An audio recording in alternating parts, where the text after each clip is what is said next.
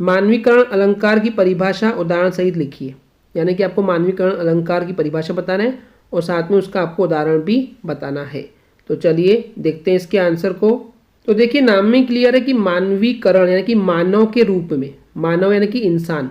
तो किसी भी आप जब वस्तु को या चीज़ को अगर आप इंसान की तरह बताते हैं तो वहाँ पे क्या होता है, मानवीकरण अलंकार। अभी कैसे मैं आपको बताता हूँ, पहले इसकी डेफिनेशन देखते हैं। जब किसी कविता में, ठीक है, किसी काव्य में या कविता में या पोयम में, दोहे या गद्य में, देखिए हो सकता है कोई कविता लिख रहे हो तो भी चलेगा मानवीकरण, दोहा लिख रहे हैं तो भी चलेगा, या कोई गद्य यानी कि आप पैराग्राफ लिख रहे हैं, तो आप कोई भी रचना कर रहे हो, चाहे कविता लिखो, चाहे दोहे, चाहे गद्य, उसमें अगर आपने किसी प्रकृति को यानी कि नेचर को, या निर्जीव वस्तु यानी कि जिनमें जान नहीं होती है उसको बोलते हैं निर्जीव वस्तु, ठीक है, नॉन लिविंग थिंग्स।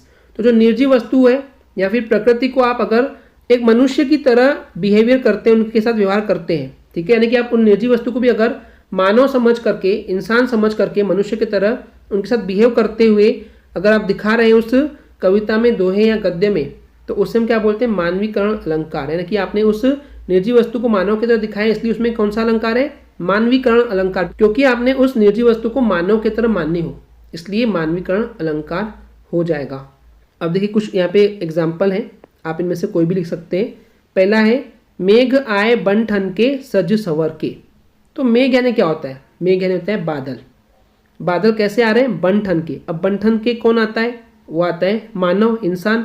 सज संवर के, सजना और संवरना बादल का काम है क्या, मेघ का काम है क्या, नहीं, इंसान होते हैं, सजते संवरते हैं।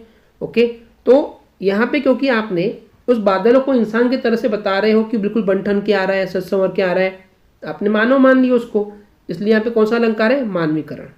ठीक है, एक और देख लेते हैं एग्जाम्पल, आपको कोई एक ही लिखना है। कलियां दरवाजे खोल खोल कर। कलियां क्या होता है, जो प्लांट्स में, पौधों में छोटी छोटी कलियां खिलती है, तो वो कैसे खिल रही है, दरवाजे खोल खोल के। अब देखिए दरवाजा खोलना किसका काम है, एक इंसान, मानव का काम है, लेकिन आप क्या बोल रहे हैं, कलियां दरवाजा खोल रही है।